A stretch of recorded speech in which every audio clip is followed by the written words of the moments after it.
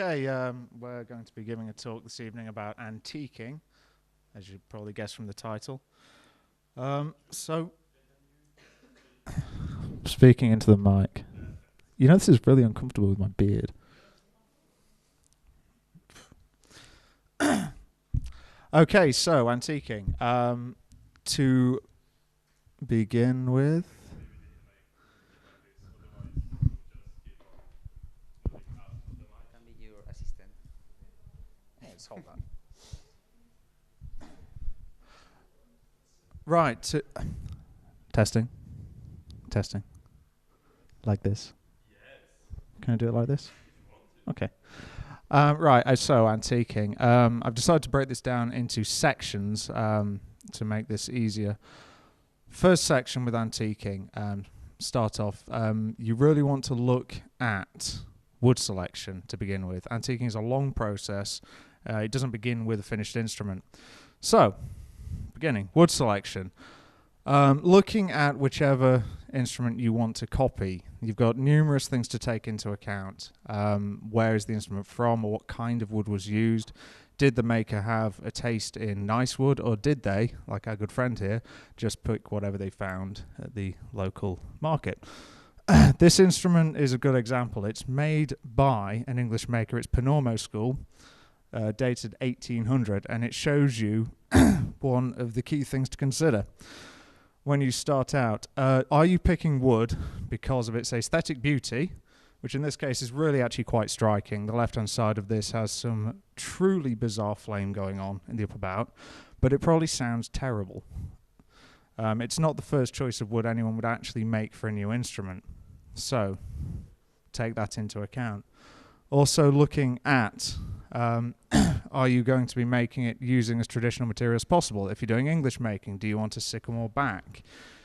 Do you want to consider using poplar back? If you're doing a Strad copy, are you using early maple? Are you going to be using the field maple used in Strads after 1720? Anyone help me out with that?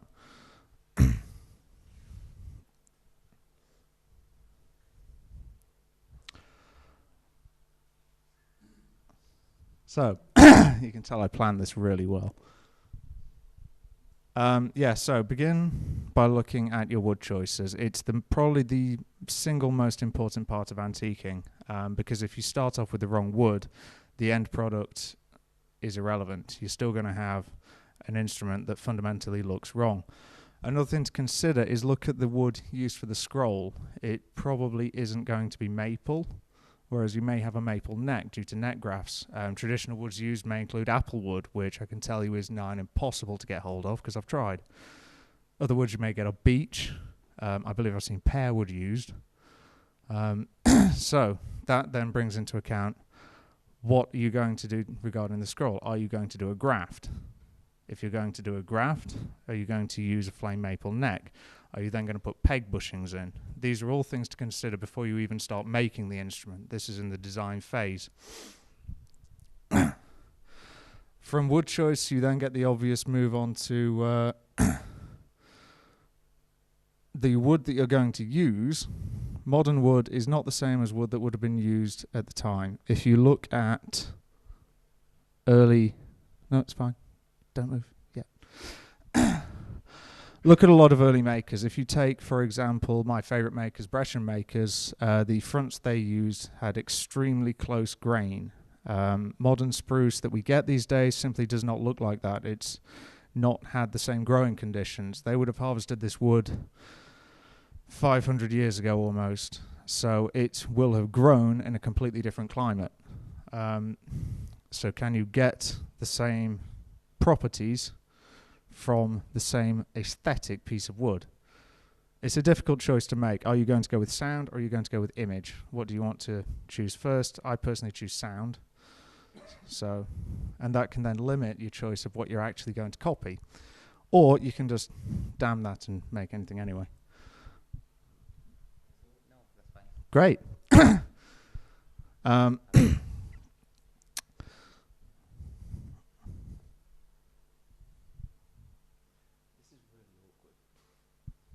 You are the boss, Drew.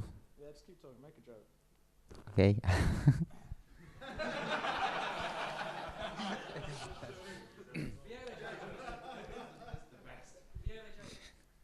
Avila, I'm going to say my best viola joke is why the viola players when they park the car they put the viola in a really visible part on the car, because thanks of that they can park in a disabled area. Ladies and gentlemen, he's here all week. Manu, please, could I have the Pantheon Edward London image? Yeah, go with that one. It's good enough. So,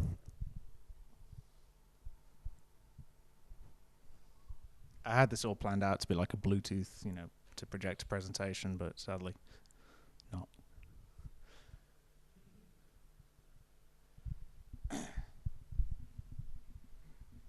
So we've selected our wood for our instrument. The next selection is actually again more wood, surprisingly. Your next thought is to consider purfling. Purfling's great because it can really make an instrument look authentic or not. You have to decide whether you're going to be using the traditional wood of the maker, or bone, or paper, or plastic, or whatever the hell they fancied using at the time. So when you get, say, a Strad, for example, with poplar white and the pear wood black, pretty easy to get hold of. Don't use pre-made purfling. It looks crap. It's far too even and consistent. The colour is far too even and consistent. It has no grain structure. It looks completely artificial, really. So make your own purfling. Get some veneer, sandwich it together with Type Bond, or don't even veneer it. Fit it in 3 separate strips, a la Brescian makers. Or in the case of using bone, you have to fit it separately. But select the appropriate wood for the maker. It makes a huge difference. You need to be studying the quality of the purfling. Some makers would fit purfling incredibly neatly with neat miters, and it will look very clean all the way around, regardless of any damage that's happened on top of it. Other makers, for example, Del Gesù, especially after 1730, when he'd gone quite mad and was probably drunk half the time, would miss huge great chunks of purfling out. And he didn't care about his miters. I think I've even seen one where he broke the mitre around the corner, which is quite impressive. So you want to be looking at the making of the purfling. Try and copy what the original maker was doing, what their skill at the time was. Because if you copy that in early, you don't then have to layer on more damage later on. Make your purfling channel wider. Don't be afraid to stick pins in and break the purfling black away from the white to create gaps. It'll all fill with dirt later on and look fantastic. I'm absolutely agree. Great. Yeah, so don't be afraid to really make some seriously dirty purfling. But don't overdo it or don't underdo it. You have to make it look right. So, as you're going to hear me say constantly over the next hour and a half, look at original instruments. It's the best way to learn. This one has some great examples. For example, you've got... Thank you. Yes, this corner mitre. This one is a Thomas Urquhart. No, Pantheon, sorry. Edward Pantheon, London, circa 1700, roughly. So, nice old English maker. Good, clean work, for the most part. Except for this mitre, yeah, it's nothing too special. It doesn't have a long bee sting. It's very, how shall we say, naive, as Strad fans would say. You've got a recession here in the white. This probably happened during making. It would have been where the purfling has been gouged out away from the corner.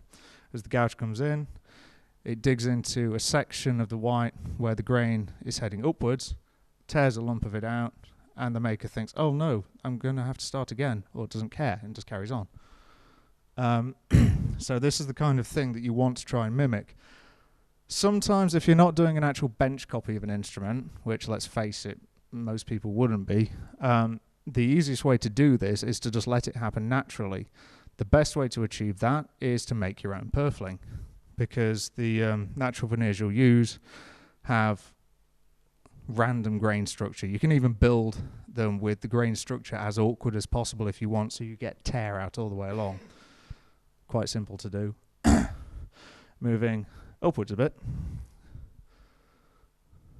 you've got scarf joint. Look at that, right in the middle there. So copy little bits like that, small details. Did they use one piece for the C? Did they use two? In this case, you used two. Copy it, do it. But look in detail at these things.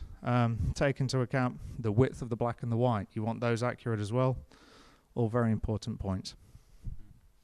Yeah. I would like to say, in my short experience, after been making a few instruments with a school purfling, I just made a Warneri with proper purfling made by a maker who made a worse experience. And I did what Drew says, broken the purfling on the things and looks far more natural and better. And even trying to make gaps in the channel and is better, looks just natural. Thank you. So using the methods of the original maker carries on to my next point, which is the woodwork itself. You'll find a huge variation from maker to maker in the style of the woodwork they would have done. It's mostly dependent on what tools they had access to at the time and whether they were in fact particularly fussy about an end finish. Strad, for example, you're going to see very clean making. There's going to be a lack of tool marks. It's going to be nicely scraped, finished with dogfish skin, etc. Don't ask me in detail about that. I haven't made a Strad in years. Other makers, for example, Gaspar de Salo. I think this is a good example of. Other makers would have been incredibly rough.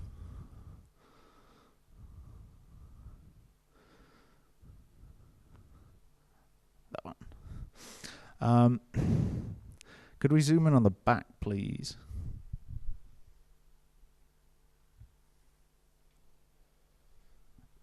It's not so easy to see on this one, actually, on the projector. But what we're looking for is there are longitudinal scraping marks. These lines running along the length of the instrument, they pan outwards. Basically, they're where the back of the instrument has been scraped from one end to the other. They're especially obvious in the C-bats when you see them up close. They're just one example of tool marks you'll get on an old instrument. Other things to look out for: you've got tooth blade plane marks on the ribs. You've got the gouge they used for the fluting. Scrolls are especially telling of this because a lot of scrolls are left with some very obvious gouge marks. So copy that into it. There is an image of a scroll. Top right one. Back one. Yay. This is an instrument sponsored by the good people at Castle Rock Brewery, as you can tell.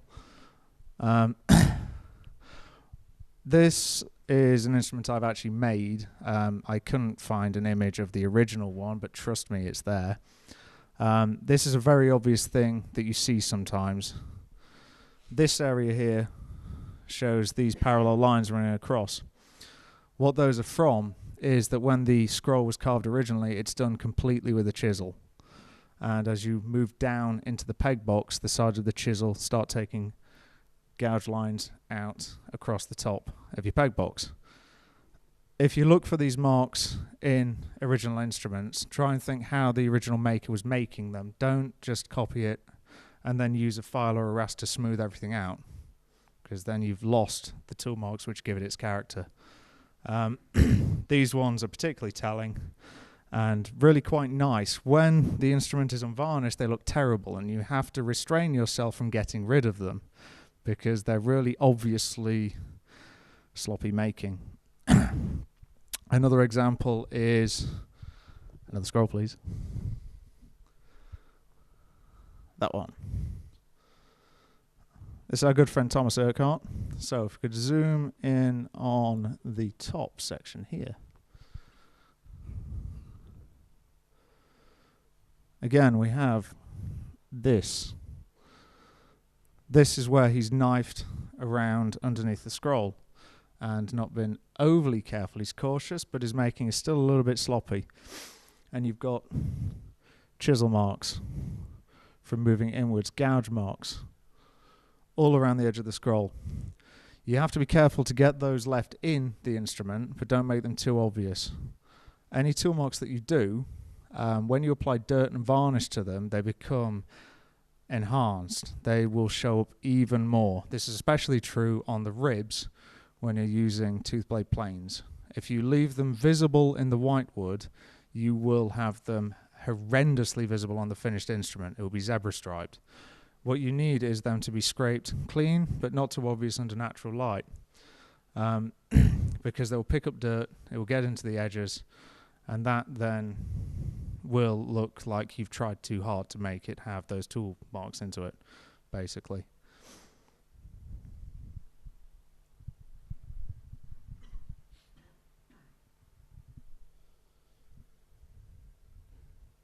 Yeah, so you should also consider, if you want to go to this extent, the different construction methods that would have been used. The obvious one that I do is making without a mold, which is especially great for copies of either very old English or Brescian making, where you get things like a wobbly overhang, ribs which meet in unusual miters at the corners, etc., etc., etc. If you want to copy that on a mold, it actually just makes your life more difficult because you can achieve it by just not using a mold. Other things are when you get instruments that have been made with an outside mold and you get centralized rib miters, very pinched rib miters. Again, they're really easy to do if you use an outside mold. So just change your working method slightly and it will make the end result more authentic looking. So consider that as well. Yeah, in the case of a Strat, I think it's better start with a really clean woodwork, trying to make everything crispy, like you can see the Messiah, this kind of instrument. And after that, you have two choices. You can start with antiquing on the wood, because the instrument there is almost any mark there. You can start kind of sanding a bit in the scroll or in the edge work, or just leave like that after the varnish. I think it can be better do a bit before, just because finally you are going to sand after with the varnish, so you can varnish on top of the edge that have been already sanded a bit, or in the scroll, and later always you will have to take a bit more to make the connection a bit better and rounded. So why not to be a bit more far in the making in white, but first make something clean. Which, if you're doing a clean finish to it, is especially something to consider with, for example, a Brescian maker where they wouldn't clean it. They would scrape it, finish it, and get it varnished and have it out the door the same day. Get into the mindset of a maker, basically. Think what they were trying to achieve. If they have a nice workshop like Strad, they're going to have nice, finely produced instruments. If it's the drunken guy next door, Del Gesù, he's going to work very fast before the syphilis kills him.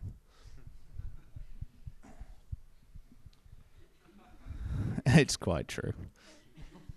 That's not to say you all have to go get syphilis if you want to make a Del Gesù copy.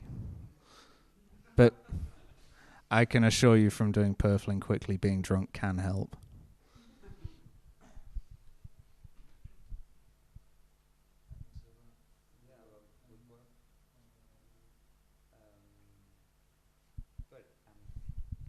I'm thinking in those days, just for my next antique violin, I'm thinking to be a bit more extreme in the woodwork. I think, for example, can you put a picture of the plate of the belly? Yeah, anyone, that's fine.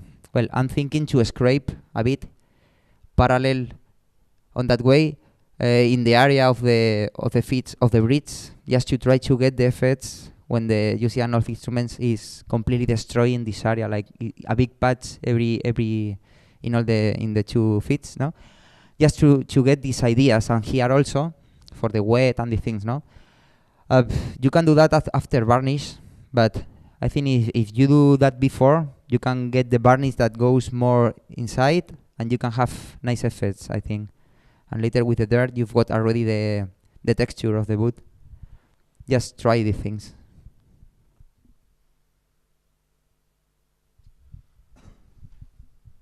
Yeah, wood texture from. I'm sorry. Something really nice that you can see in all instruments is in the Cs. I'm going just to take an instrument. Can you give me an instrument, please? One of those instruments, anyone. I don't care. That one is just to show something. It's really common in the old instruments when you see here in the Cs, you really can feel all the flames here because it was scraped in that way, and also for the years for the drying process of the wood. So also you can try to make bigger that texture and really feel that. And later you will have, when you remove the varnish in the last step, one of the last steps, you will get more varnish in between the flames, and it looks really natural.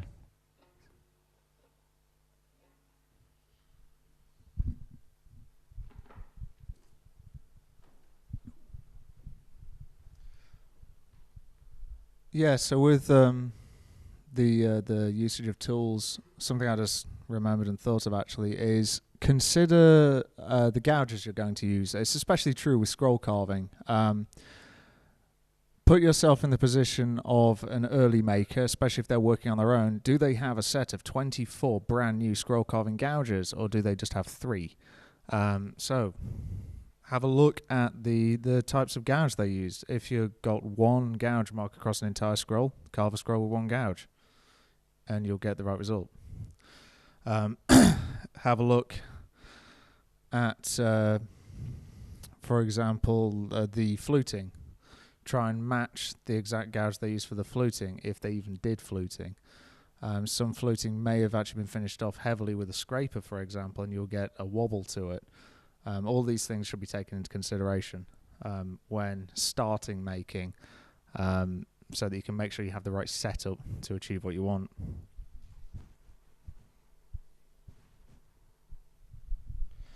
So, we've got our instrument, we've picked our design, we've thrown half of our tools away and bought some new ones, and we've moved on and made our instrument in the white with the correct wood and some nice missing purfling. Before you close the box, something that is really quite essential if you don't want a very obvious mistake to happen, like with my second violin there, which you can all have a look at later, is to get some dirt inside of it. This is the fun bit. I apologise to everyone in school, but I nicked all of the dirt from the second year workshop last year. If you go along the tops of any of the surfaces, it's not there. I stole the lot. Thank you. Yeah, which is a really good idea. If you want to get some dirt in it, empty out your Hoover bag, get some dust, get some human skin fragments, rub it inside there, get it all nasty looking. I've used stains on the inside of instruments before. If you're going to do that, seal it first, because it goes straight through the end grain. You'll have stripes on the outside. This looks bad. It's especially true with maple ribs. Maple ribs, especially if they're highly flamed, you've got end grain going across a 1mm gap from the inside to the outside. If you put, say, Van Dyke on it, it goes straight through to the outside. But if you seal the wood first with, for example, casein, shellac, you shouldn't have that problem. Like most things when using stains on an instrument for the first time, test it on something that's not an instrument. You'll save yourself a lot of heartache. Other things that are good to use on the inside are get some pigments. Apply some pigments to the inside. Try not to use anything that will come off easily, especially around areas like the soundpost. Otherwise you'll get dirty soundpost ends, which doesn't look very professional, and I can guarantee you will be called out on it. Your label, put a label in the middle of it, antique the label, wear it away, stain it with tea, coffee, Van Dyke, ammonia fumes, which we'll talk about later. Another good one, potassium permanganate, which when applied to wood and exposed to UV goes a nice brown colour. Looks particularly great. It's available in school and all good hardware stores, or not. Don't get it on your fingers. Turn them purple.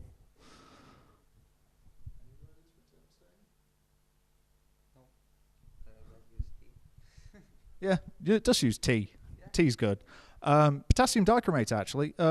Good one for neck staining, this one. Really strong tea. Brew. Morrison's Red Label works best, I find. Some people would advocate Yorkshire tea. If you're going to do that, get the hard water one for some reason. Brew tea incredibly strong. Put a tea bag in a cup with about enough water to cover it. Leave it for 15-20 minutes. Nice and strong tea. Layer it on the inside. Put some dichromate on. Stick it under a bit of UV, and it will go a very nice, ancient grey-brown look. In 100 years, it'll turn green, but you'll be dead. So why would you care?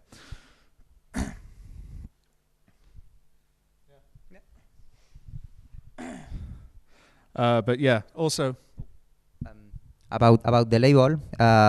If you want to make an antique, you have to research about the paper was used for the maker. The Cremonese makers, they used to use a late cloth paper. It's a paper made natural way with lean, no? And it's like you have to use the right paper. You can get really cheap stuff that is not made by hand, but it's like kind of high quality print paper, and they try to emulate the lines of the natural handmade, the natural way, no? But if not, you can use your money to pay the proper paper. Was made with making the past with lean, and they let it dry in strings, and it's for it in the paper you see kind of lines. So you have two choices. Cool. So you've applied dirt to the inside of instrument. You've got your label on. Do have a look inside instruments. I'm going to cover this in more detail later on for the outside, but old instruments tend to have a lot of repairs on the inside. You'll have things like studs, sound post patches, bell patches, all kinds of horrible repairs. Personally, I wouldn't put any studs on the inside. It makes no sense to me for a new instrument to put loads of bizarre weights all over the inside of it. For things like bell patches and sound post patches, again, I see no point in doing them as an actual repair, because all you're going to do is damage an already good instrument. You can try and fake them by using a scriber to scribe in a line around, say, a sound post patch, and then use your retouch colors to try and retouch some new wood in there. Use different concentrations of dichromate, for example, to change the color of the wood so it doesn't match the surrounding wood. Get creative. Have fun. It depends to what extent of a copy you're doing. On the inside, if anyone looks on the inside in that amount of detail, then, you know, what are they really looking for? In general, just having a nice color on the inside and some obvious dust is enough to make it not look like you've got a bright white brand new inside like mine does. In fact, Felipe, could you grab the Nagini? I'm not sure if you guys can see it from over there. It's pretty obvious though if you look through the F-holes.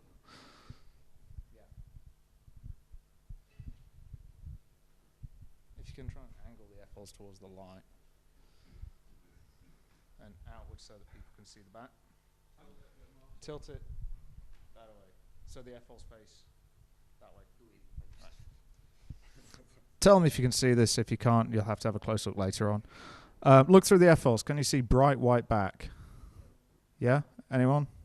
More? Yeah? Great. That's really obviously new making, which doesn't look so good, and it's something that's very apparent when you pick the instrument up. It gets commented on quite a lot, that it throws the end result off. You're removed from the moment, shall we say. So do be aware of that, and do remember to do it before you close the box. Otherwise, you're going to have to open the box.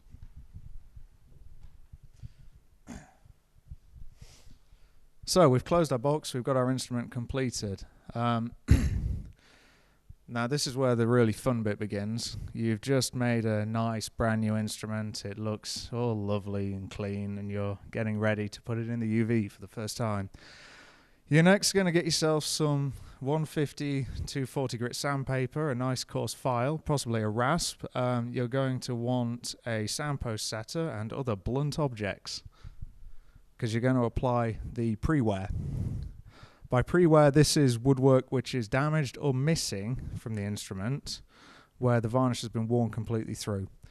Obvious areas for this, it's not a bad example on the board at the moment, are your corners on the front are a really, really good example of this.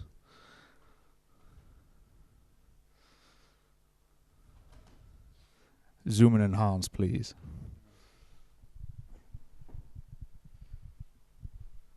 I'll take the bottom right-hand corner looks good.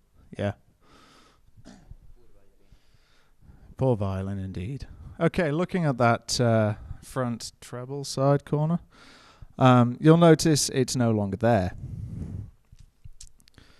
To mimic that kind of damage, you have to consider that the varnish is, well, the original varnish at least, is completely missing from that corner.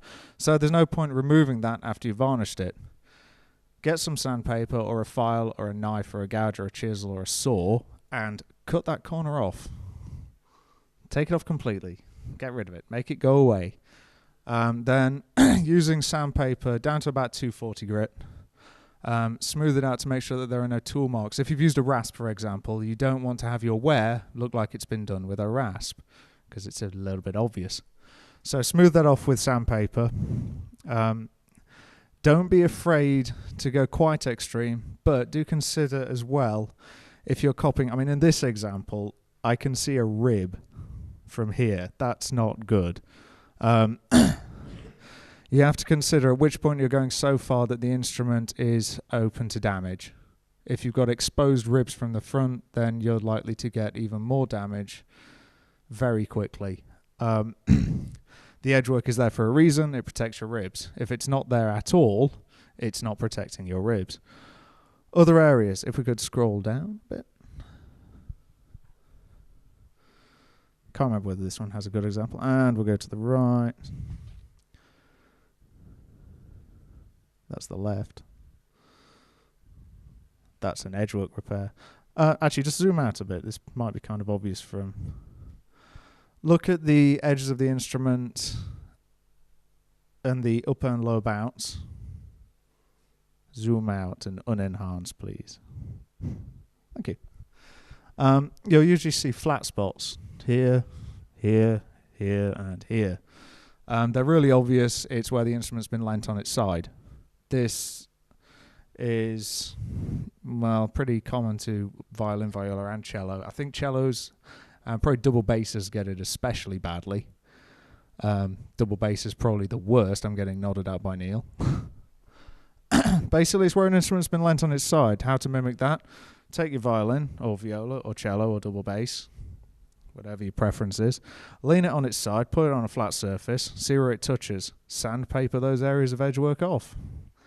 The spruce will be worn more heavily than the maple because it's less dense. Could I have an image of a back? I think we'll go Urquhart again. Quite like this instrument. There are also a lot of damage in the top corners in the belly just because of the bow. In the right side because you hit the corner with the frog of the bow, and in the left one because you with the top, with the head of the bow, you just can't even broke it. I have saw that. So yeah, especially have a look at which corners have been worn. If you put a load of damage from the bow on the wrong side of the instrument, it's going to question whether it started out as a left-hand violin, which will be a bit strange. As you can see from the back on this one, maple back, this is the same instrument, I think, hope. The back is in much better condition from the front. This is 90% of the time always the case. The corners are in much more of the original shape. The edgework is less damaged, etc., etc., etc. So, when you're removing material from the back, take less off. When you're removing material from the front, remove more. Sandpaper should really be used to blend it all in. The next thing to look at is the edgework itself. You can soften the edges lightly with some 240 or even 320 grit sandpaper. Just take some of the sharp points off, which will help you later on. Another thing to consider at this point before varnishing is the F-holes. F-holes have usually taken quite a beating over the years, especially treble side F-hole from a soundpost setter. So the easiest way to do this, be careful, don't split your front. Stick a soundpost setter in the hole and leave it round a bit. Give it some welly. Get it into the soft material between the reed lines as well. That's much easier to dent, which is what you'll see. So you'll get this jagged edge to the F-hole. All that damage is much easier to do before you varnish than afterwards. So get it in now. I have remembered just to say that when in the school, how we do the edge work and the things, the highest point, we mark with a perfilling marker, a line along in all the edge work. It can bring problems because later with the varnish goes inside of the line. So if you do that technique, just be sure that you don't mark almost nothing because you don't want to see a line. You don't see that in all the instruments or almost in any of those. Another fun one, actually, to add. I haven't tried this myself, so if it goes wrong for you, don't blame me. On the front, you'll get cracks. Cracks are a really nice, easy form of damage to fake. What you'll see, if you ask a modern repairer, and they will balk at the idea, is that you can actually still see the crack, because a modern repairer, they are very good. Their repair work, you can't see it. Older repairs that have been done around 1900s or prior to that, they were probably done by the local butcher by the looks of it. So you'll get cracks with uneven sides. So consider looking at the front, picking an area for a crack. Urquhart front F-hole picture, I believe.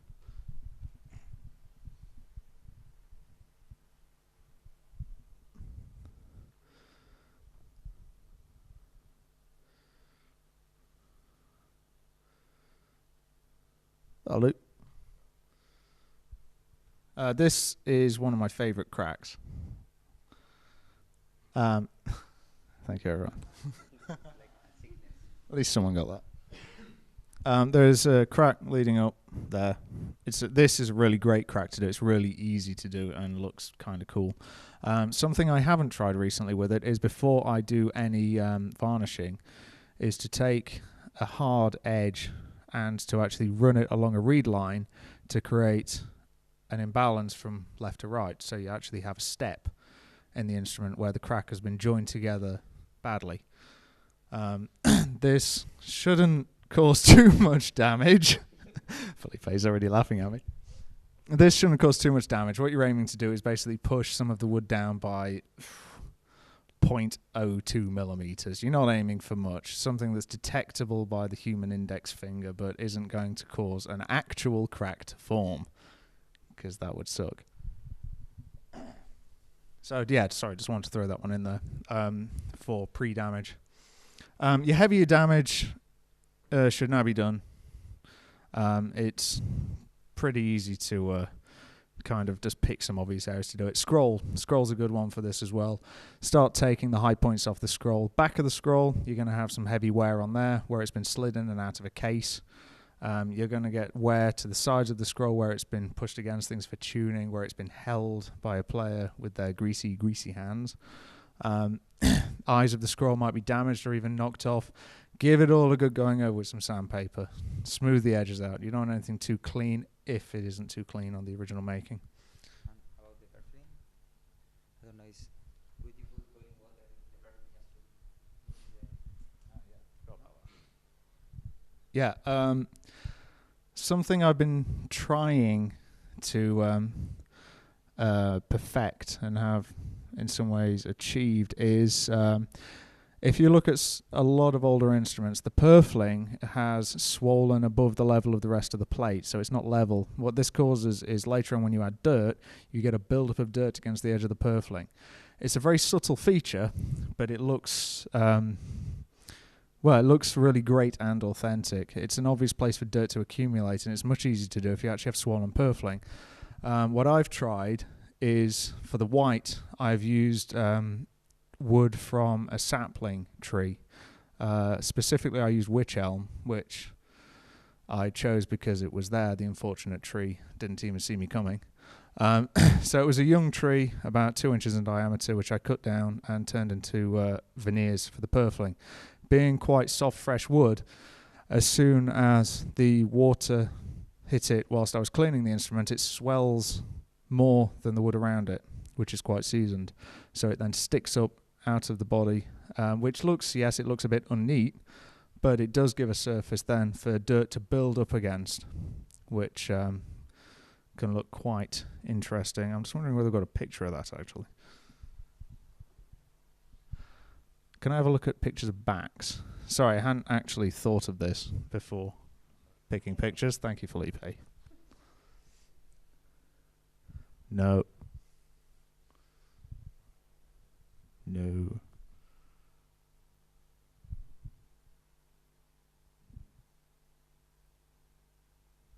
There's a Gaspard de Salo there. That might have it. No, it's not clear enough. Well, you're going to have to take my word for it. Or go look at some old instruments. You'll see it.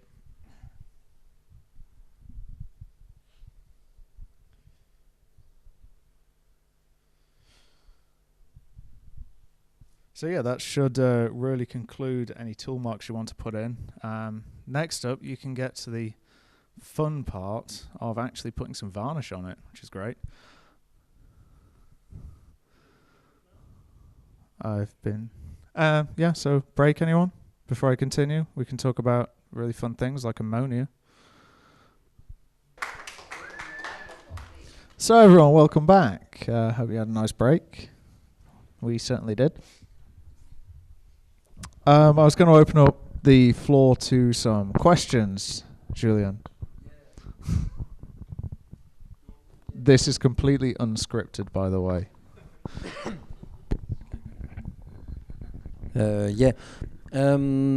My first question is about the thickness of the front, because on an old instrument it's shrink, and usually you have the front thinner than the back.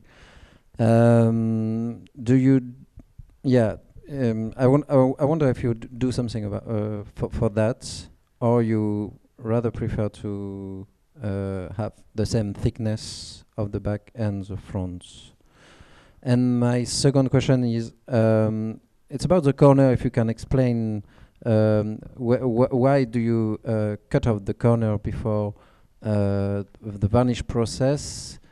And finally, because an old instrument has a lot of impact and stuff like that after the varnishing, how do you manage the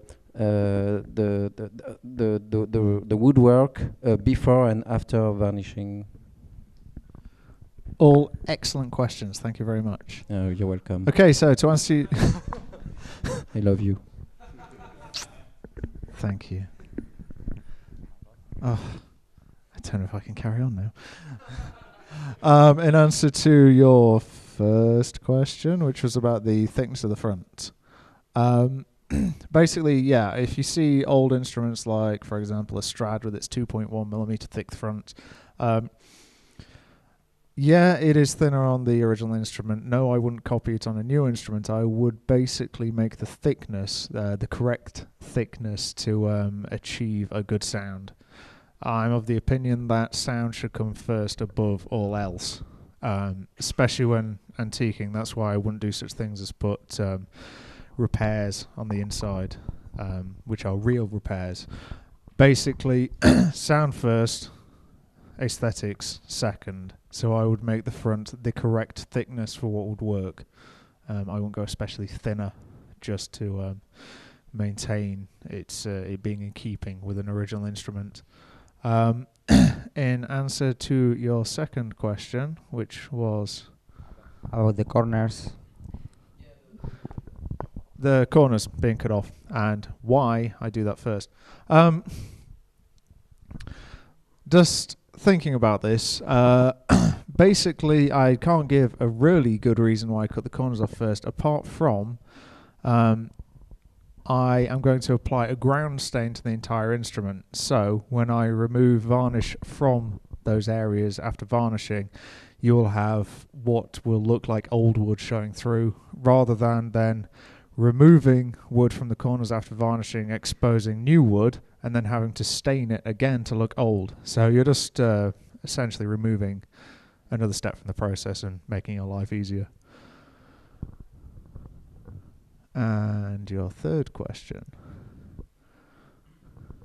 which was marks. Yeah.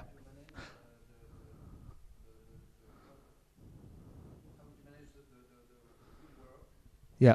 Ah. Yeah.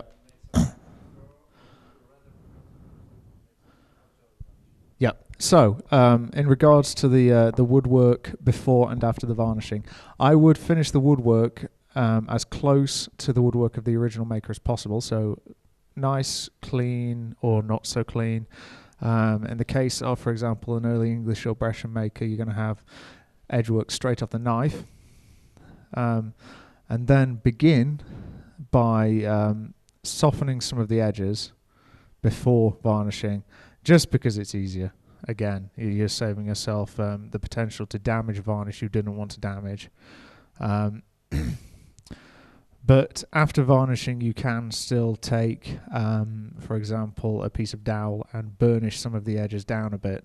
The risk there is that you may crack the varnish where you didn't want to, which is again why I prefer to do it before varnishing, because then you have more control over the end product. And any of the marks, which are we're going to come to next, actually secondary marks, you're going to add later because they look then correct. Cool. Any other questions, actually? Stephanie, in the back.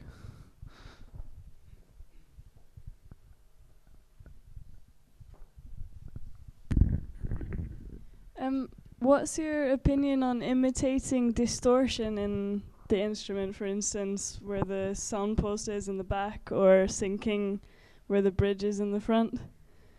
Very good question. Personally, I'm not against doing it 100%. I haven't actually tried putting that heavy amount of distortion into a front. I'd like to do a couple of instruments based on the same model and trying to use as similar wood as possible, and do one with, one without, to, you know, perform a scientific process on that and see what actually happens, whether it does have an effect on sound. If it has a detrimental effect on sound, I would then be against doing it, because, as I keep saying, I like to put sound first. If it doesn't seem to have a detrimental effect but has another effect on sound, then I'll use that. If it produces a result which I can copy, then I'm going to add that to my repertoire of making talents. In my point of view about that question, I think an arching that is not perfectly symmetric, I think is good for the sound, because you can have more range of vibrations and all these things now, and it looks just beauty, a bit different, not just perfect. But if you want to copy a big distortion, the problem is this instrument was not like that. So the instrument with the distortion, still all the grains are intact, we can say. It's moved, but still you have... So if you want to copy with new piece of wood these distortions, you are breaking a lot of fibers of the wood, so you lose all the strength of the wood. If you want to do that, the best way is try to make something like new, even with a bit of movement, but you can steam, you can steam the wood and to modify it with heat and the things. You can change that, but still you will keep the strength.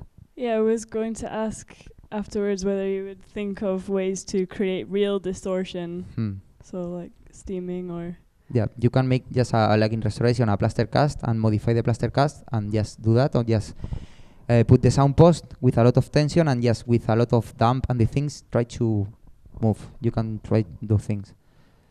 Can work. On the note of steaming, just to interrupt, something I believe I've read this before. When you steam wood, basically you heat it up and plasticize it. So when you remold it and it sets again, you actually destroyed some of the structure of the wood, which can weaken it and may affect the sound. So you may get visually the effect you want, but it may also again do something different to the sound. This could be good or bad. It may stiffen it, which could have a positive effect. It may stiffen it, which would have a negative effect. So again, experiment with it. Try making a couple of instruments and seeing what the effect is.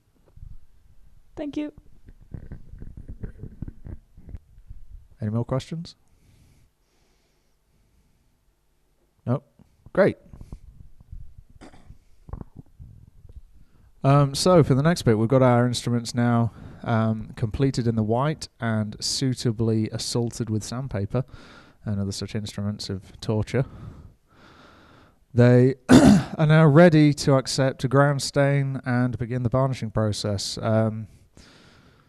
Grounds and varnishes, you could write numerous books on this subject, so I'm basically going to explain the process I've been doing for a couple of instruments, and Felipe can explain his process as well.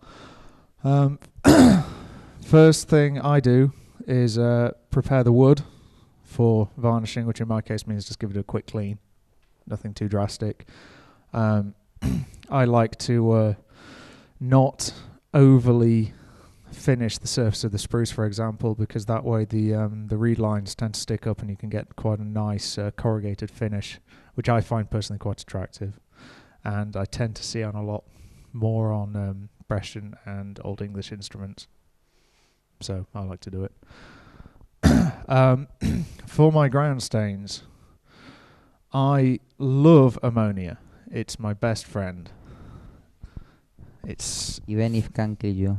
even if it can kill you. So ammonia. Ammonia is really dangerous. It will destroy the membranes on your eyes and your respiratory tract, leaving you both blinded and gasping for breath through the remnants of your scarred, bleeding lungs. It fumes immediately on contact with air.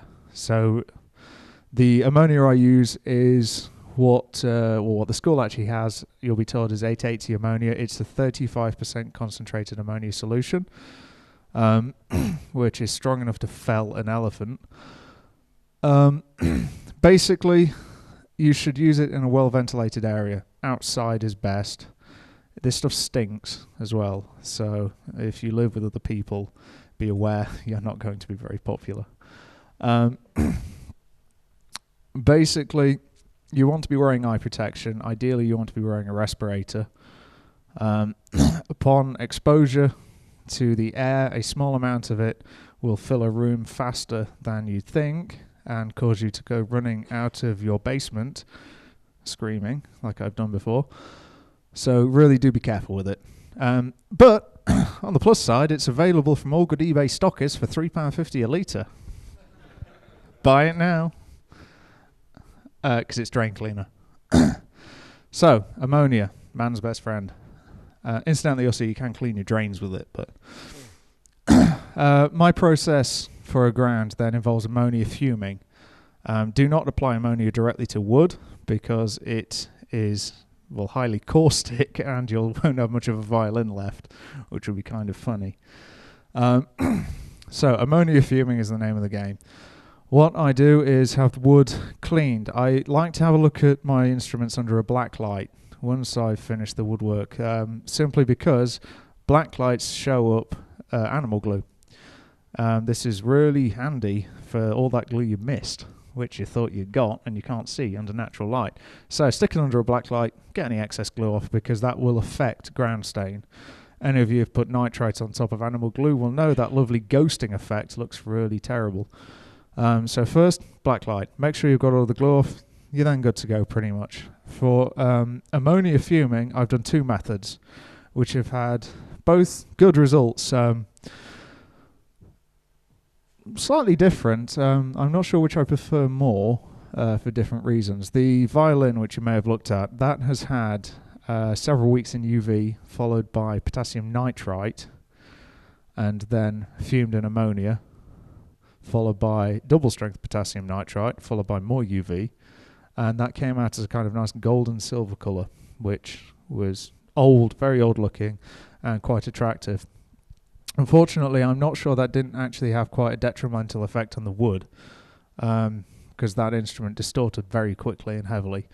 That could have been due to the design, it could have been due to that ground, but it was a very long process, which is a bit of a waste of time, really. The other method I've used is for the violas. They have basically they have a solution of boiled onion skin applied to them, which, when exposed to ammonia, goes a lovely brown colour. You can experiment with different varieties of fruits or vegetables for this. Shallots, and actually, I didn't use onion skin, I used shallots, because that's what I was eating for dinner that night.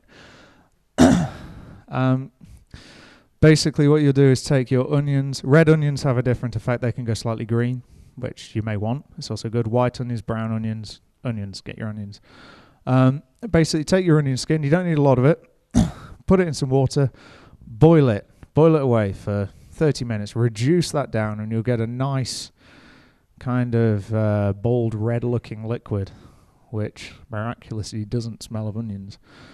Paint that onto the instrument in an even coat, as even as you can get, so that can benefit to apply it quite onto a water wash first. Paint some water onto the instrument, paint the onion skin solution on, then it will spread out quite evenly. Let that dry for long enough to just be touch dry. You want it to be basically still damp. To ammonia fume an instrument, I use a box wrapped in a black bin liner, which is airtight. Place the instrument hung into a box with a jar with a lid with some 33% ammonia in it underneath the instrument. Expose it, take the lid off the jar, do this outside, wear all of your personal protective equipment, which I do every single time I use ammonia. Seriously, this stuff will make you blind. It's horrible. Does clean your nose out really well though. Expose the ammonia, then seal the black bin liner or seal whatever you got it in airtight as quickly as you can. You've got 5 seconds before you'll be gasping for breath. Not kidding, it's that quick. Fume the instrument. I fume for approximately 30 to 40 minutes. You can get away with less. What I found doing tests with this is that if you fume for 10 or 15 minutes, the colour sometimes doesn't fix. It can fade after a time. So 30 to 40 minutes, and it tends to then be pretty permanent. Again, you want to do test pieces. It affects spruce much more than maple. In one test, I put some black tea on some spruce and exposed it to ammonia because I thought this would be a good idea. It nearly set on fire. It went black instantly and started smoking because it's a very violent reaction. So you may actually want to consider a thinner solution on the spruce and more solution on the maple. You may want to re-expose the maple to more fuming afterwards. So do some test pieces. Keep bits of your ribs, front, back, scroll from when you make it and test with them. Safety first. You don't really want to cock up your instrument too much at this point because the fuming process is more than just skin deep. Wherever the solution is actually soaked into the wood, it will be affected by it. I've had a couple of millimeters depth of colour in a scroll on my violin, which is quite extreme actually. So that's my personal approach to ground colours.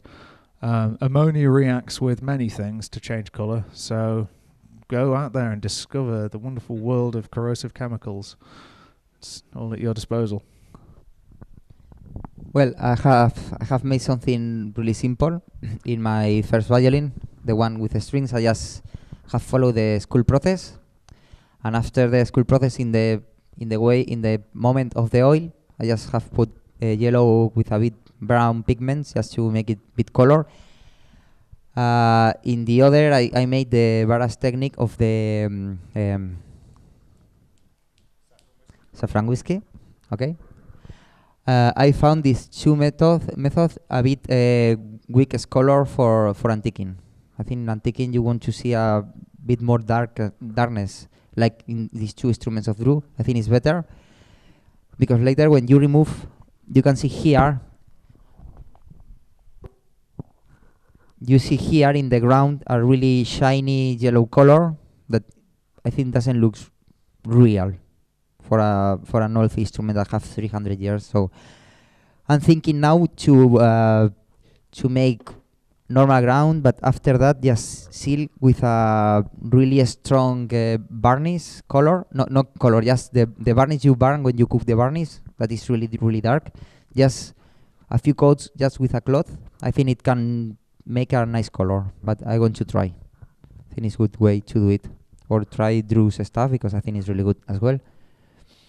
So, but if you really want to antique, don't use the cool method. You have to find something to make darker the wood. You can do that, but after you should make something else.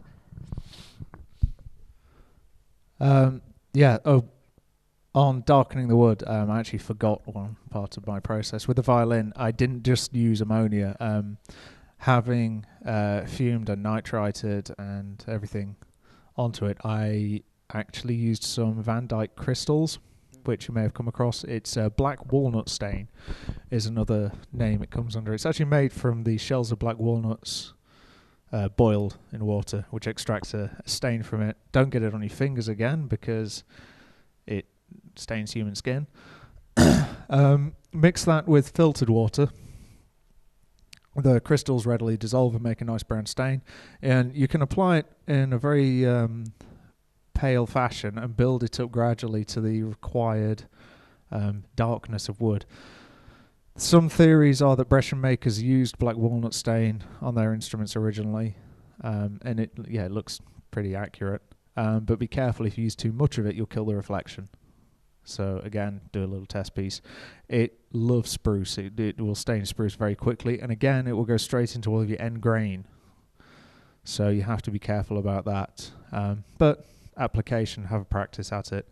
On the front, this is especially tricky though because you've got a lot of end grain exposed at random areas. So seal the F-holes with a bit of shellac first because you don't want any of the Van Dyke leaching along the end grain of your F-holes and giving them that lovely mascara finish, which would be horrible. After staining, I like to seal the outside of the wood on my instruments. You may have come across using gesso, which is made from plaster of Paris. There are instructions to make this in the Roger Hargrave Making a Double Bass book available online. But to give you the condensed notes, basically you take a kilo of plaster of Paris, mix that with 10 litres of water, and then stir it continuously for 7 days. I'm not kidding. What you'll end up then with is a white powder in solution. You dry the powder out and you should have a very fine white powder. I can't remember which chemical name it is. Take that powder. Once you've made a kilo of it, you've got enough to do like 100 instruments. So you only have to do the stirring thing once every 10 years. Because then hopefully in 10 years I'll have an apprentice who can do it for me. Take the white powder, mix it with some filtered water so you don't get any impurities in it. Mix it into a paste. And then you want to burnish it into the wood. Rub it into the end grain. Go uphill on the plates. So uphill at these points, which will get it into the end grain. Again, in the C's, you want to be going this way. Burnish it in, work an area at a time. This stuff actually dries reasonably quickly, and you don't want to have any left on the surface. So burnish it in with a cloth, wipe any excess off, and keep a little plastic scraper handy just to scrape off any big lumps. Even have a dry brush to brush away any surface material. You want to remove any off the surface. It wants to go into the end grain of the wood. Another method to apply it is to apply it dry, which I tried, didn't have so much success with. I found the water method to be better for me personally, but so what. Gesso is what was used by Renaissance painters. I believe fresco painters used it a lot, so it has precedent to have been used by old makers. They would have seen it being used by artists of the day and would have thought, wow, that's a great idea. Because they were using oil paints. They would have been using oil varnish. They had the same kind of properties, roughly. What it does is it seals the pores, and gesso specifically, along with mica, which is powdered glass, which causes silicosis of the lungs, which is a massive scarring damage, so wear a mask. Basically, it has what's called the same refractive index as oil varnish and, I believe, shellac. So when you apply oil varnish to it, the white gesso will go completely transparent. If you apply gesso to an instrument, it looks horrible. You basically look like you've dropped your instrument in a bag of cement. It's quite impressive to see, actually. On top of the gesso, then, there are two methods to approach applying your first coats of varnish. One is to use blonde shellac. Apply a thin coat of blonde shellac, which will then send the gesso transparent and create a base. I've used that method on the viola here, which works. The other method is to take your varnish and directly burnish varnish into the gesso, which I did on the violin, which also works. Personally, I had a better result with the burnishing the varnishing method. What you're essentially going to do is take some varnish on a cloth, burnish it into the instrument, and scrape any excess off. And that will create your first base coat, and from that point, build varnish layers on top of that. It gives the first coat of varnish something really nice to key onto, and what you get is a lovely reflection on the wood with your end grain sealed, and it gives you a really nice varnish finish. It looks quite spectacular. With my instruments, I didn't use any colour in the varnish, specifically because they didn't. Brescian instruments have a lovely golden brown varnish, which is robust. It remains intact to this day. It's really not the most flash varnish. It doesn't look terribly impressive, but it's solid and thick, and it's still going strong. It's like old reliable varnish. With Felipe, though, with adding colours into the varnish, Yeah. you want to be applying, I believe with Strad, you've got a base coat of clear varnish, then a colour layer, then more clear varnish. Something like 3-4 coats in total. Clear, color, clear, or maybe 2 of color. Yeah. That's really very important when faking something like a Strad, because as you strip the varnish, you want to expose the different layers. Yeah. With Brescian making, or for that matter, early English making, you've got one colour of varnish all the way through. It's kind of really easy to do the stripping part because you don't have to worry about which part you're exposing. It makes life easier. It's a much simpler antiquing method because it's a much simpler finish on the instrument. As I build up layers of varnish on an instrument, I personally subscribe to the method of not denibbing my varnish. I leave all the little bits in there simply because denibbing, the theory that we're told is that it creates an opaque layer every time you denib because you're sanding and creating grooves in the varnish. So to keep transparency all the way through, don't denib, just apply another layer of varnish. It will stick to the other layer because they'll melt together and bond. When I get to the final layer of varnish, my finishing on top of the varnish, again, I don't do excessive amounts of denibbing. I'll take off some of the worst lumps of hair, soot, whatever the hell else has gone into my varnish, lumps of sand, rock, shells. Any of the larger lumps, basically, I'll remove them with a knife, even if necessary, or sandpaper. But what I actually want to achieve is to have some imperfections in the varnish, because they look really good when you come to applying the dirt later on, and it's a really easy method to get some really nice little marks in. Well, my method is like Drew says, I just apply clear, color clear. Advice is, if you want to have a really rich red color, later to antique to make different kind of layers, you have to make a really strong red color, because if not later you are going to have more coats, and finally you have made like 5-6 coats of color. So just don't be worried about that, just a strong color. After that, for the process, is just trying to make the patterns always like Drew says, like having for example, no varnish, a thin line with clear coat, and later the rest of the red color, no? Just have really good contrast, but have not to be a really straight line. Try to mix like something natural. And yeah, I try don't to polish as well between coats, only if I find some problems that can disturb at the next coat. I just polish a bit this area, but I try not to do that. I find micro mesh to the finish really well as well. Just the pigments as well. Yeah. Yeah, so surface finish on the varnish, as Felipe was just saying, the micro mesh or pigments. I personally use, this is the fun bit, this is where I get to put some dirt on it. Love this bit. So, dirt. First thing with the finish, the dirt I use is oil paint. Standard oil paints purchased from any good art shop. You can actually get a box of all different colours from the Works in the centre of town, which is great. Costs about £3 and has all the colours you need.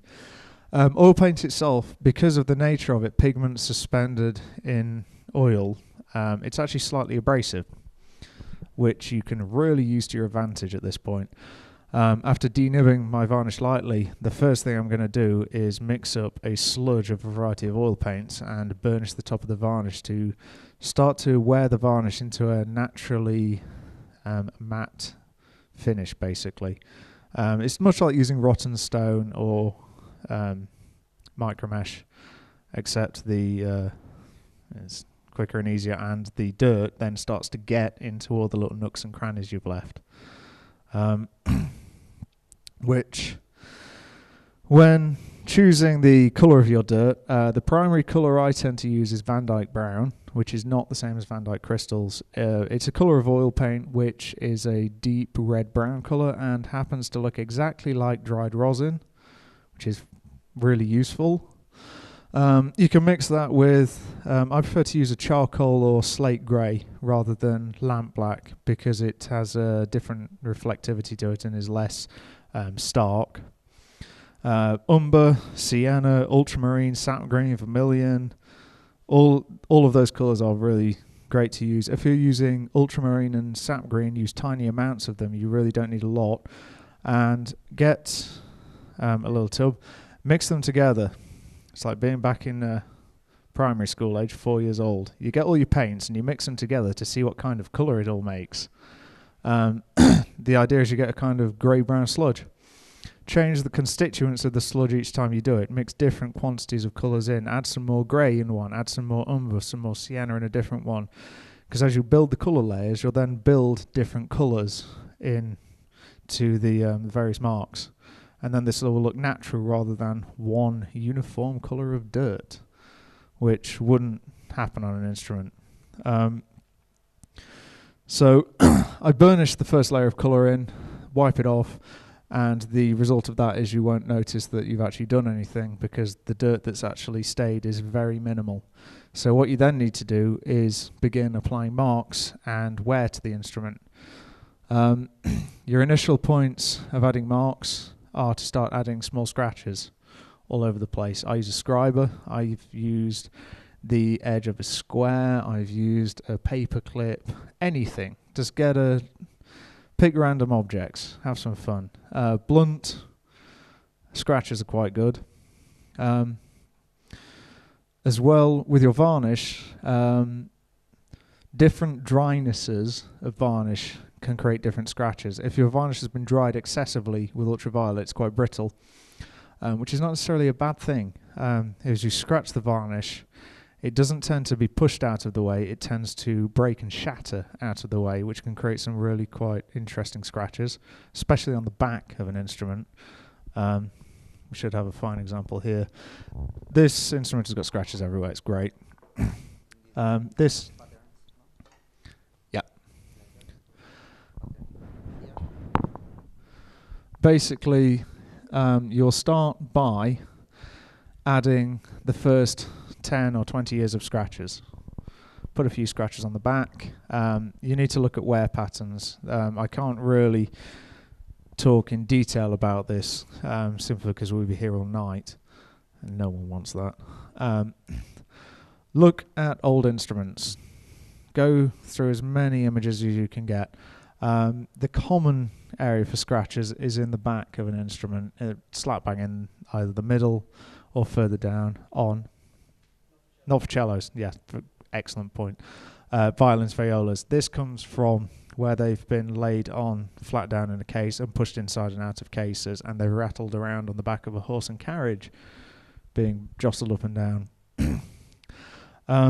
Look at the original instrument for this one, though, because that wear pattern in the middle of the back is not always in the same place. It depends on the arching.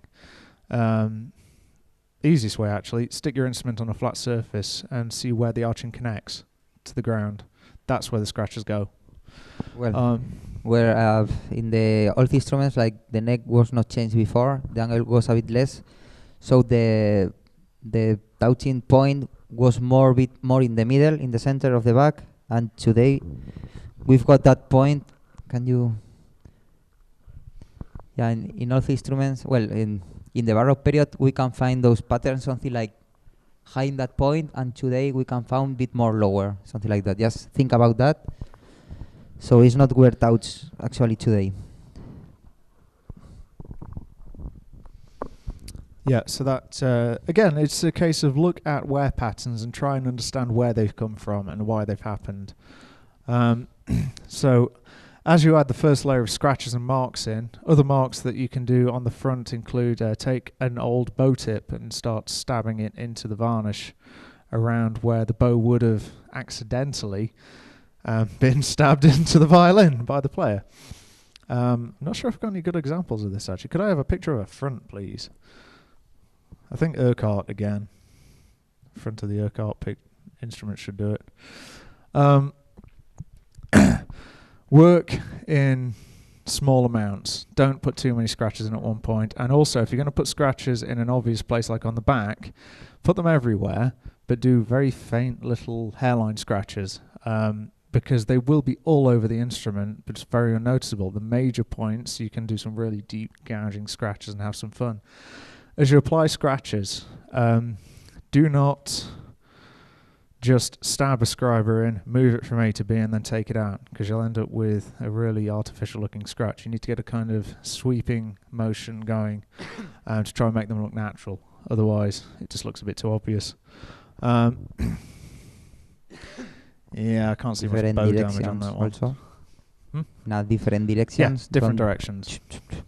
Randomize them as much as you can. Three in the same way is too much on an instrument. For your first bit of marks, you shouldn't really be removing too much varnish, so we'll start with some more dirt. Then you burnish more dirt into the top. The dirt goes into the scratches.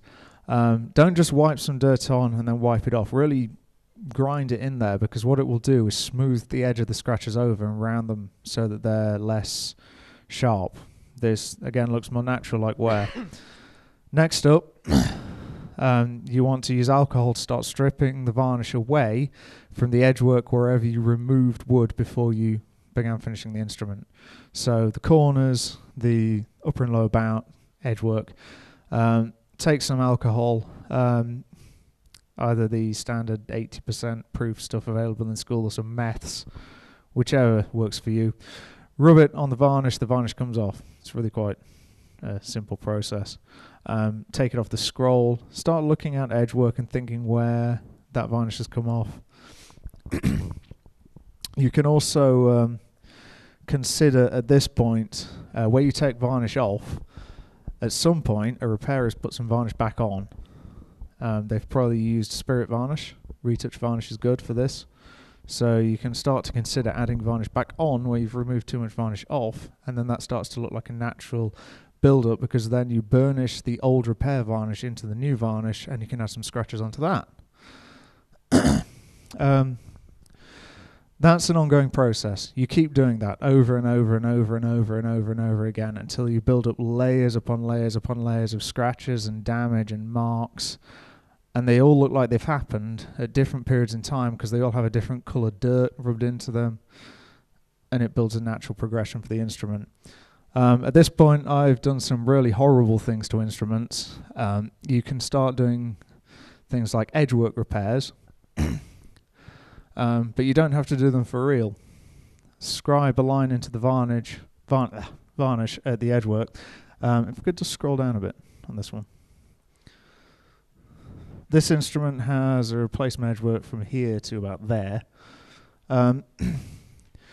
What I've done, which worked quite nicely, is to scribe a line into the varnish where the edgework repair begins, and then where it ends. Scrape the varnish off from that whole section. You can use some alcohol to soften the varnish, remove all of your varnish, and then you've got all this exposed wood, which you can then either repaint some extra reed lines onto it to make it look like a slightly different piece of wood, as well as use potassium dichromate to change the colour of that wood so it's slightly different to your original ground colour, then put varnish back on with retouch varnish, and if necessary actually retouch it. It's a bit of a longer process, but the end result is you have some pretty, well, effective looking edgework repairs, which are obvious enough to be worth doing. A modern repairer, though, again, you wouldn't see that they'd even been there. So be under no illusion, modern repairs, they're too good. You're not going to see them unless you get a black light on it, so there's no point trying to emulate that. And as well, I'm not a repairer. I couldn't do the kind of work they do, so I'm not going to even try. Another thing here, this is a good example, is the purfling here is been replaced. I don't like the idea of putting a new piece of purfling in just for the sake of it, because it does have a structural purpose to stop cracks propagating. What you can do, though, is expose the purfling from the varnish, again by just scraping the varnish off the top, then using, say, a scriber, for example, make a mark, points A and B on the purfling, and force a bit of the purfling down, lift a bit of it up so it looks like it's been rejoined. Make a cut into just the surface of the purfling, and then get a little bit of dirt in there, push some of the other bit down to unlevel it, even force it from side to side so that the purfling looks like a separate piece but is in fact one continuous piece of wood. So it's still structurally sound but looks new. Then again, get some dichromate on there, get some stains, change the colour of it, make it look like they used the wrong wood, which by the looks of this they did. Then again, seal it with retouch varnish and carry on applying more dirt, stain and marks to the instrument. No, I can speak a bit about craquelé and a bit the texture as well. The craquelé looks really nice. It's common from Venetian instruments, especially with a really red color. Just to do that, we need kind of thick varnish. Before start with any dirt and the things, just the varnish have to be still soft. If not, it's not effective, and the varnish is too dry already. Maybe you can have with a brush just a bit of alcohol, but almost dry, and just soften it again. You should make a kind of paste with Van Dyke crystals and water, and just put on top with an sponge, like something like that. If you make marks, you will recreate those marks. So don't use a brush as well. And just with the hot dryer, you dry really quick, and you will see pretty soon the cracks. And just you clean it immediately, and that's it. You can put dirt on top, and it looks nice as well. And just try to keep those textures as well. Like if you have a few, like Drew says, like an area with a different texture of varnish, just leave like that, because the dirt will help for that. As well with Crackler, actually, a method I discovered, which was completely intentional, honest, was I'd applied so much dirt to the front of my viola, especially with Van Dyke, that when I put a layer of retouch varnish on top, it shrinks away from the dirt and creates a very fine, subtle-looking crackler, which is a great tactic to use because it does actually look very nice. So that's another one for your arsenal. Back to repairs slightly. I actually have a list of repairs here which you can consider.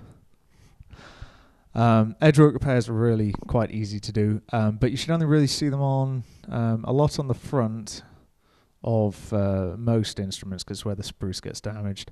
But that does also mean they're much harder to make look like a genuine repair, because if someone picks it up and looks in, wow, they really match that wood impressively because it's the same piece of wood, yet their workmanship is still somehow not very good. It doesn't look very genuine.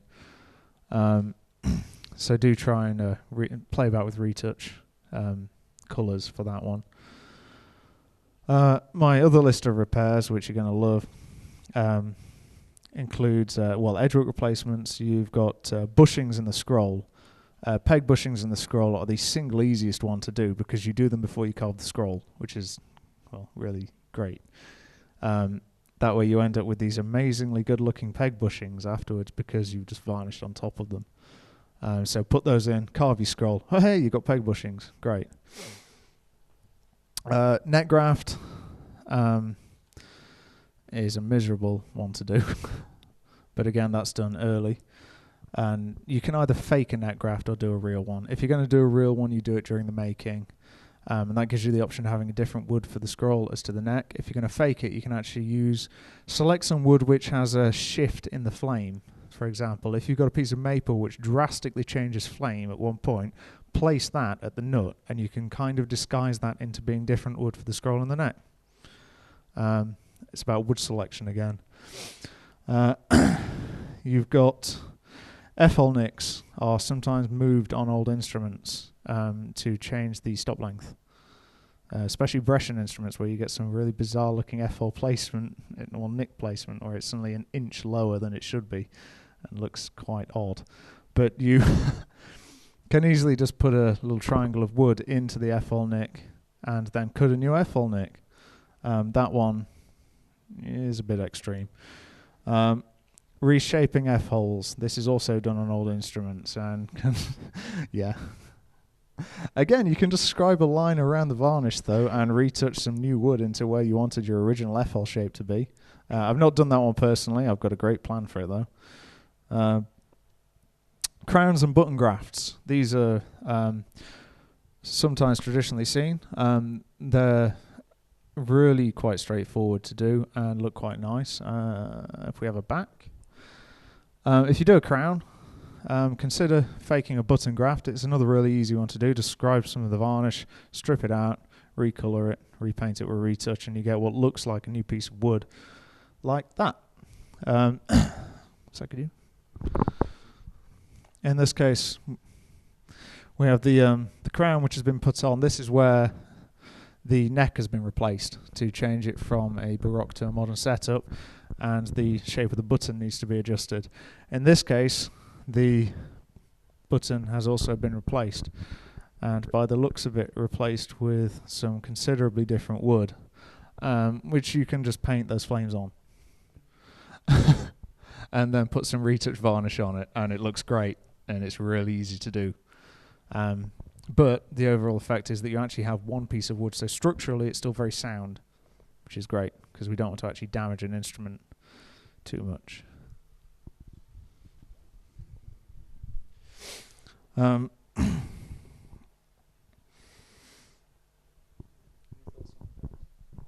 Yes.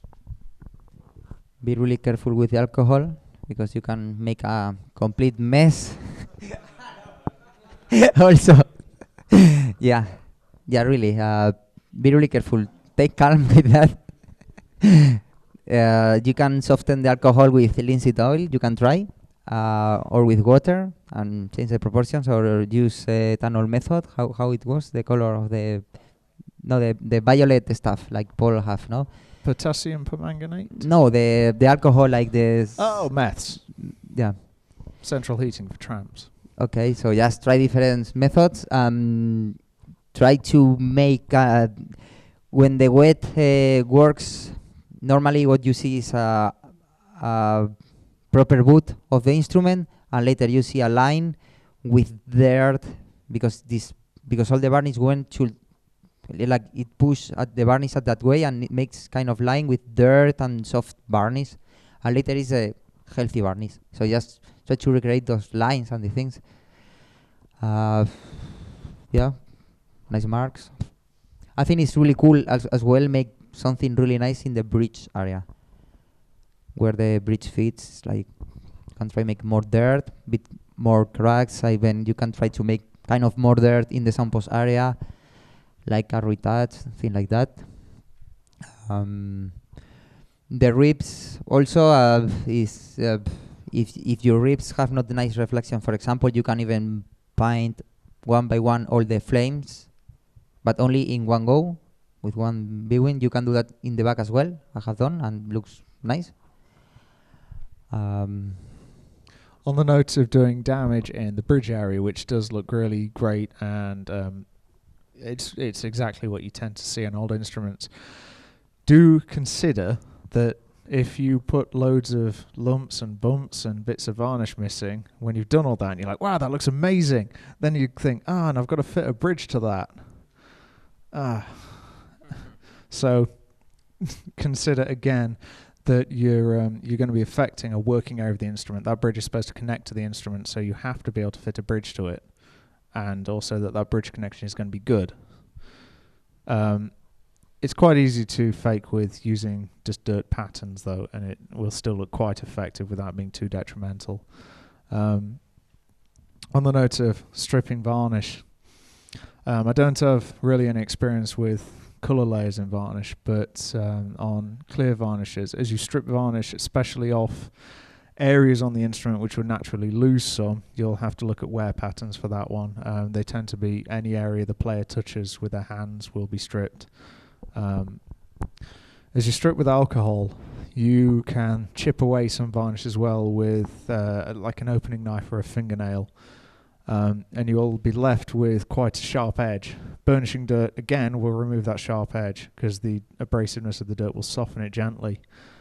As a final finishing on top of that, something you see especially prevalent on any instruments that went through Hill's workshop is they loved French polish. French polish tends to melt varnish together and smooth edges over, and turns the whole thing into one big shiny blob, which is really authentic, so use it, it's great. Use shellac and benzoin. I've done higher concentrations of shellac, so about 30% benzoin and 70% shellac, which smells great. Like Battenberg cake, I find it smells. But yeah, French polish, it really is your friend for this one. One thing to be aware of, when you've applied dirt to an instrument, dirt is soluble in alcohol. French polish is primarily alcohol. So you'll put all this dirt on and then wipe it off with the first swipe of French polish, which will be kind of crap. To avoid this, I put a couple of coats of retouch varnish on. That gives the French polish a surface to actually key onto. It's not really what you'd traditionally see, because they didn't have to worry about keeping their dirt on when they French polished it. That was not something they were worried about, but you are, because you just put all that dirt on really carefully. So do put a thin layer of spirit varnish or retouch varnish on to French polish on top of, because that will help. And getting your dirt to stay on, which is not usually something people say in violin making. On the front, work from left to right, because you want the dirt to stay in the reed lines on the front. If you work from top to bottom, you just keep wiping it out of the reed lines. Let your dirt dry as well. When you apply a layer of oil paint, stipple it on. Use the palm of your hand. It's quite good. I've used a makeup brush as well to stipple the dry dirt and move it around a little bit. Then let it dry naturally overnight. When you come back to it the next day, you'll have a thick coat of very matte-looking dirt. But don't be worried, because you're going to change that with a layer of French polish and spirit varnish at the end. At this point, any questions? Go on, Henry. Wait for the mic. I know I know it sounds petty, but with the front, where your bridge is, have you thought about rubbing rosin into it? Yes, actually, I have. Rosin damages varnish, which is why it gets that look at the front. So I personally don't do it because I can achieve the same colour effect by using just Van Dyke brown oil paint. So I'd rather not put something into the varnish which is just going to slowly eat its way through. But that's only my opinion. I know other makers do use rosin in their varnish. Experiment. See what works for you. Anyone else?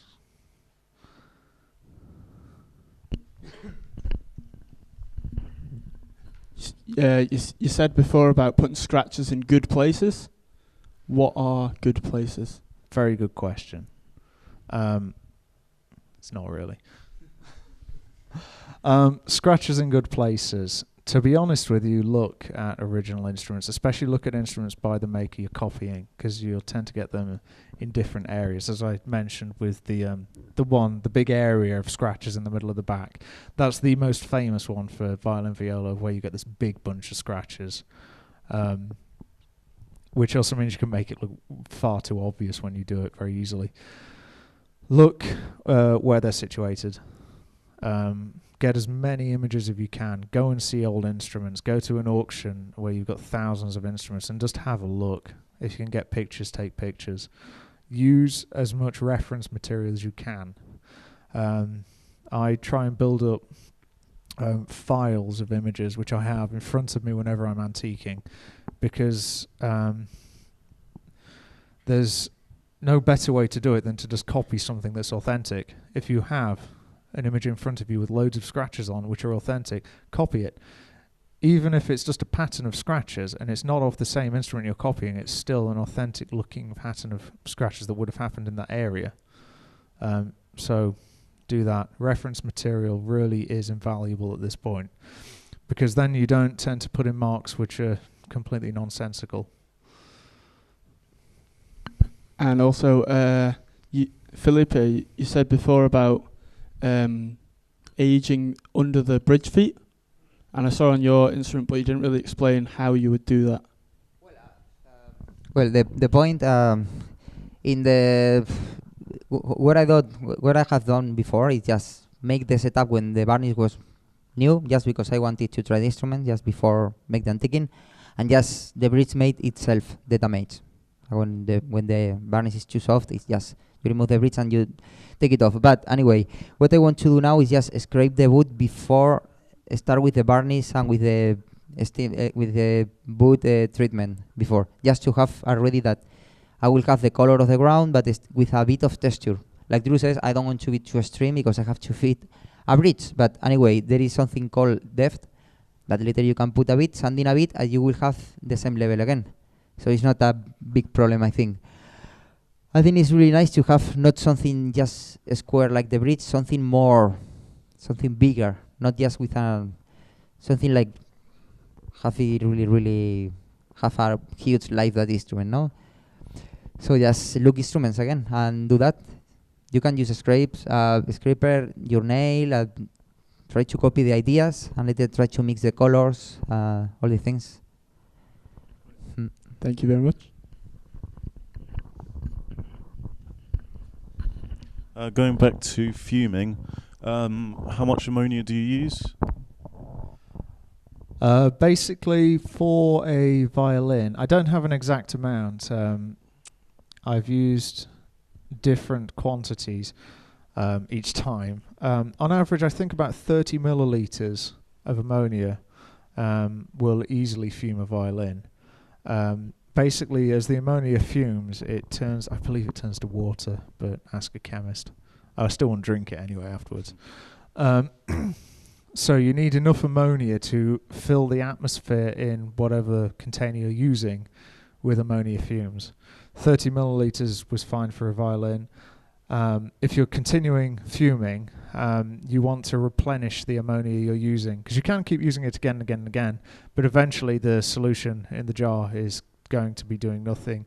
So every time you vent the box, which is an excellent point I didn't mention, um, you're going to then need to replenish the actual solution to build the atmosphere again.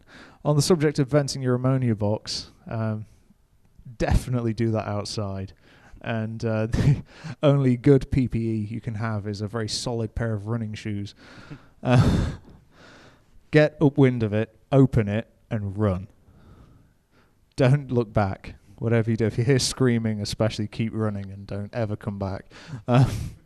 Because the atmosphere in that box is going to be a very high concentration of ammonia fumes. It would probably kill you almost instantly, which would be great fun. For a larger instrument, you might want to go as much as 60 mil for a cello, say. But I don't have an exact figure, to be honest with you. I just open my gallon jug of ammonia, slosh them into a Doritos jar, and stick it underneath an instrument whilst wearing my PPE. Cool. Also, you mentioned to me the other day about wasps laying eggs into oak trees. Yes. Yes, oak galls. Oak galls are is it a parasitic wasp? It's some kind of hymenoptera anyway. Technical name for a wasp. Get me. Some kind of wasp which lays a grub into oak trees, and the oak surrounds them with new growth. These things can be found near all good oak tree outlets. In Europe, go down Clay Lane, there's a load of oak trees down there around the horse fields. They look kind of like a woody ball that falls onto the floor. The shell of that can be used much like black walnuts. You boil it in water and create a kind of brown stain, which again reacts with ammonia and can be used to create some very interesting colours. So everyone go out there. It's the right time of year for them to be found as well. So I hope everyone's going to be out there tonight trying to find those oak galls. And you put that on before or after ammonia fuming? Apply that the same as the onion skin stain, I think. I've never used it, so I can only give you conjecture. But apply that like the onion skin stain, expose it to ammonia, and it will have a reaction and change colour. But do a test piece, because in some of the things I've used to fume with ammonia, my most impressive colour I created was emerald green. Really vibrant emerald green, which would look terrible on an instrument, but useful for other things. Thanks. Yeah, I have two questions actually. The first one is about the scratch. If I understand, on the violin you have different type of scratch. Some are older, some are 20 years ago, 200 years ago, and you try to build the color of the scratch with different colors. So I guess that the older one are maybe darker and the latest one are lighter. I don't know. I tend to just randomize it, to be honest with you. I've not to be honest, I've not actually looked in that much detail at the color of the scratches that would have happened much older and much newer. I think you can get a result by just randomizing the color as you go. For example, we can imagine that the first scratches on the violin should be, as you said, on the back, in the middle of the back, and after the time, other scratches. It's not so simple, but maybe I'd consider, especially on the front of an instrument where it's going to be exposed to a lot more rosin, you can use more Van Dyke in those scratches. That's something to consider. The differences in colour would be what that part of the instrument is especially exposed to. Where the player, for example, comes into contact with the instrument with their sweaty hands. Human sweat makes the wood go a kind of off-green colour, which is another colour you should introduce. Sap green, for example, introduce that into the dirt in those areas and make it look ill.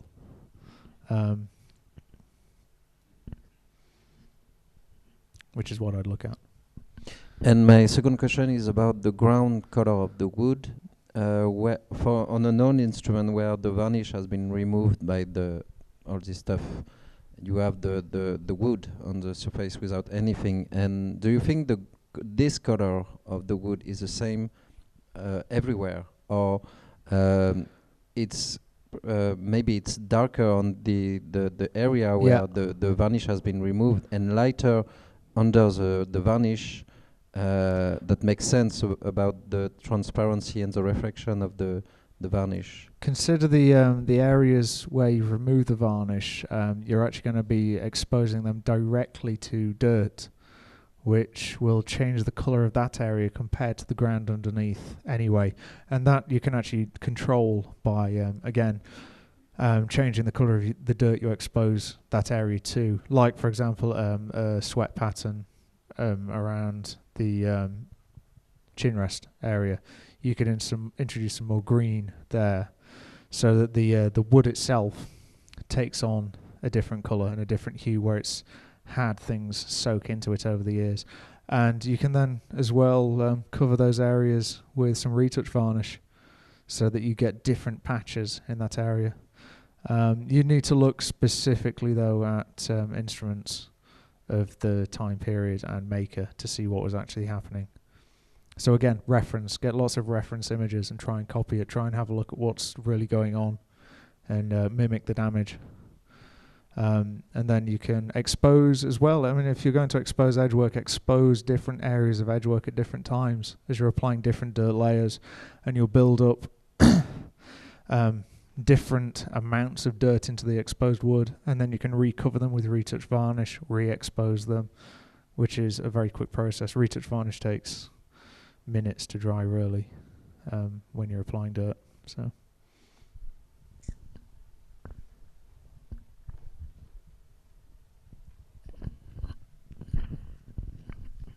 Anyone else?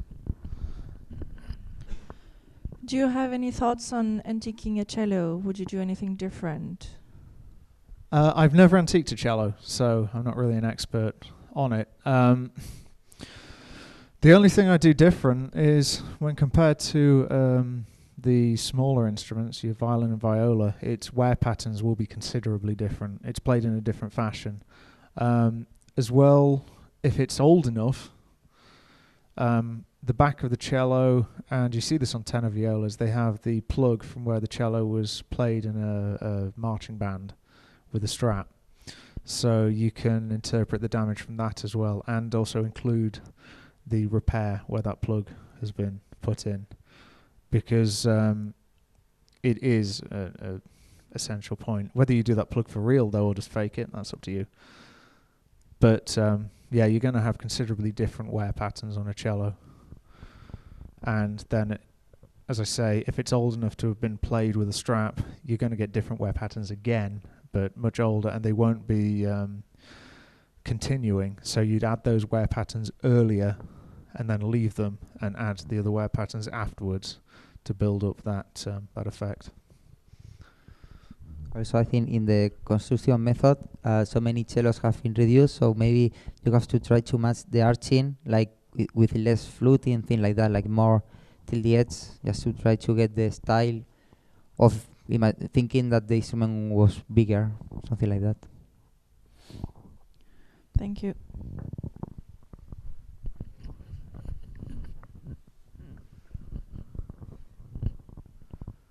No more? Great. Okay. Thank you. Knackered. Well, actually, one last point. Once you've done your French polishing, there is the one mystery product you should finish your instruments with, which is Renaissance wax. Just give it a final polish with that stuff. It's great. I love it. I've been using it for everything recently. Literally everything. I've been putting it on my chips. It's that good. And that's how I do my final finishing. Thank you very much for coming.